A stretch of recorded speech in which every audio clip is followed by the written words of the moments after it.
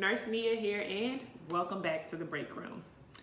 So I know I haven't made a video in a while, but the topic that I'm discussing today, it's just been heavy on my heart, and I feel that it is my duty to educate you all on ways in which we can prevent the human immunodeficiency virus, also known as HIV. Okay? So I am not here to blame the government. I am not here to blame the gay community. I am here to dispel the rumors and talk about this highly stigmatized, swept under the rug topic.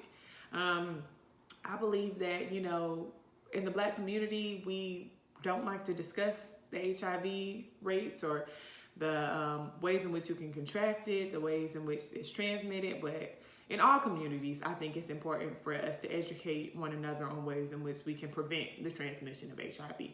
All right? So let's talk about HIV. It is an epidemic, meaning it is sweeping our country. I work in the city of Atlanta. It is estimated that at least 35,000 plus people in the city of Atlanta alone, I don't mean the state of Georgia, I mean the city of Atlanta, are living with HIV. Okay?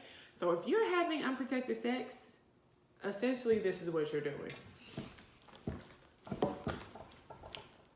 I'm just playing. But no, seriously. Like, you are taking a huge risk, and your chances of transmitting HIV or contracting HIV are extremely high. Okay? So I would say if you're going to have sex, do it protected.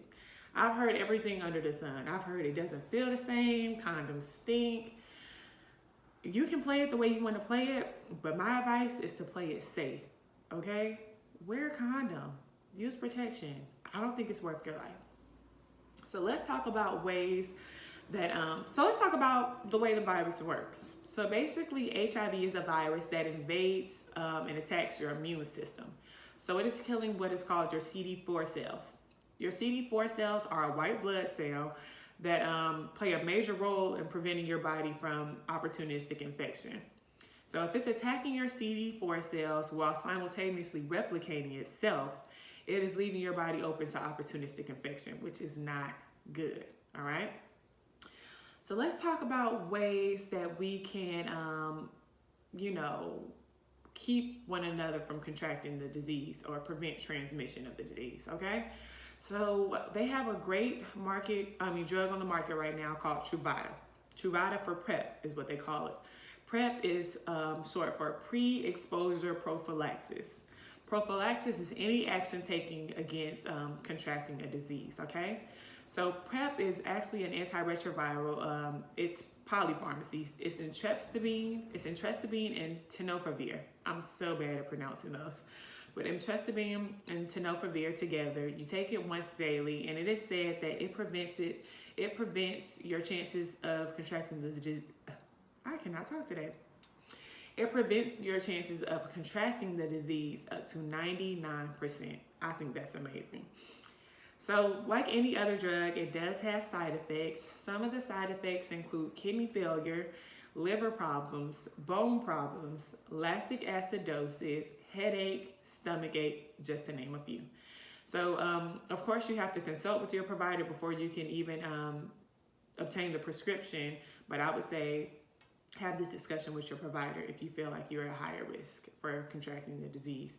You have to be HIV negative to take the medication, okay? You have to be negative. You have to be above 77 pounds, I believe, and it does not prevent other STDs, okay? So I will dispel that rumor. It does not prevent other STDs, all right? So let's talk about the modes of transmission, because I've heard many of ignorant ways that people say you can get HIV. Like, literally somebody got scratched and they came in and they said, I got scratched, I think I might have contracted HIV. No, ma'am. Or, maybe she got scratched by a needle. That does make sense. You can't get it from dirty needles. But anywho, you can get HIV through blood, you can get it through semen, you can get it through vaginal and anal secretions, you can get it through breast milk, and also dirty needles or syringes, okay? So it's not only IV drug users that are at risk, it's also healthcare providers, okay? So if you ever stick yourself with a needle that's been used, go straight to employee health. Go straight there. Do not pass go, do not collect $200. Go straight. All right? So let's talk about signs and symptoms of new cases of HIV. They're flu-like symptoms. So if you have rash, you have fever, nausea, vomiting, diarrhea, you're having night sweats, please go get tested. I say go get tested anyway. I go get tested often, okay? Knowing your status also plays a major role in preventing the transmission or preventing contraction of HIV. So know your status, all right? So let's talk about treatment for HIV. You are treated for HIV through what we call antivirals or antiretrovirals. Those are also have many side effects, but I mean, it prevents you from getting to AIDS. HIV and AIDS are not the same, okay? Severe cases of HIV may turn into AIDS, but HIV is not AIDS. HIV is not a death sentence. I want you all to know that it's not a death sentence. You can live with HIV. Look at Magic Johnson.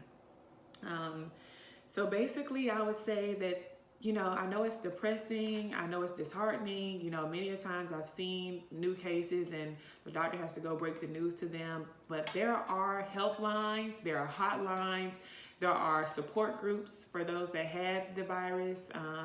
And I would just say, reach out to those resources. The one resource that I did find for you all today is the HIV hotline, okay? So you can call them, you can get information regarding HIV, and they can give you other resources as far as support groups and places you can call and places you can go to feel, you know, a little safer about speaking about your status. So the number for the HIV hotline is 1-800-273-AIDS. 1-800-273-AIDS. I hope that this was informational. I hope that you all learned something from this, and I pray that you all will practice safer sex practices from here on out. That is all I have for you today. See you next time on In the Break Room with Nurse Nia.